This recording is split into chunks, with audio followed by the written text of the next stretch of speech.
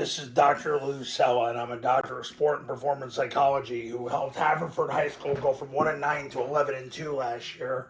Scobie, Montana, from 2 wins to the state semifinals, and Cuesta, New Mexico, won as many games as the previous 8 years combined. And they did it with a head football coach that never coached varsity football before.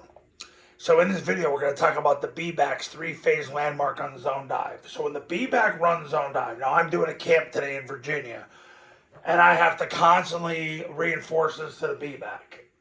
The B-back, when he runs his zone dive, the first thing he does is he sprints through the ball. So the quarterback's going to take the snap, jump, play, side point the ball. So the B-back is going to sprint through the ball first, because he's got to get the ball, and he's got to connect with where the quarterback points the ball. The quarterback's going to take about a 6-inch jump play side.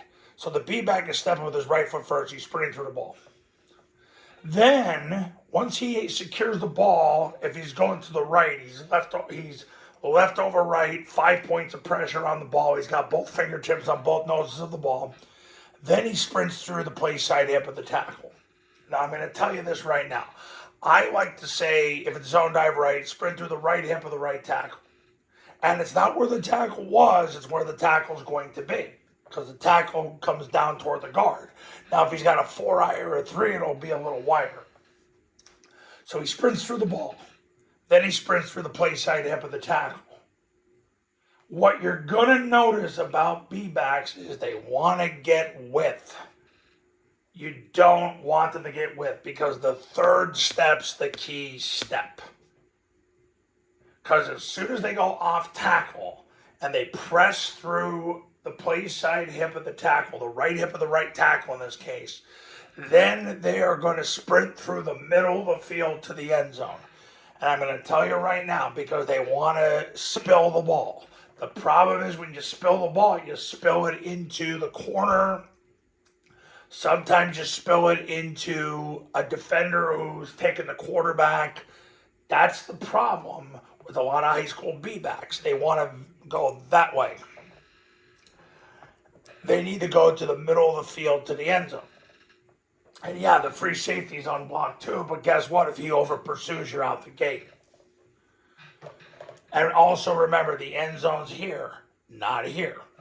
So the B-back sprints through the ball, sprints through the right hip of the right tackle, and then he sprints through the middle of the field to the end zone.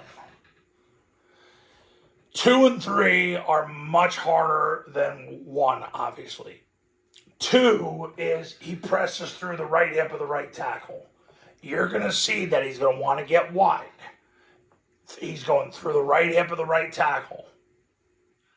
Now, can he end up running off the right hip of the A-back? Yes, especially if number 1 comes down hard enough, takes the B-back, ends up inside of the A-back, If the C-gap player ends up coming hard into the wedge, the A-back blocks him, let's say right here, yeah, he might end up running off the A-back, but let that happen naturally. Don't overcoach this with your B-backs. You want them to focus on the ball, the right hip of the right tackle, and the middle of the field. Because, and I just know I know this from experience, they'll spill the ball. They go, in this case, northeast. You don't want to go northeast, you want them going north. Through the ball, through the right hip of the right tackle, through the middle of the field to the end zone. Something I know I'm going to have to do all day today. We're going to run zone dive quite a few times today. But that's going to happen. It's about conditioning the B-back to go through the ball, through the right hip of the right tackle, through the middle of the field to the end zone. And you got to keep hammering that home, and you got to make sure they do that and do not spill the ball to the unblocked defenders. Because people got to play the quarterback, people got to play the pitch.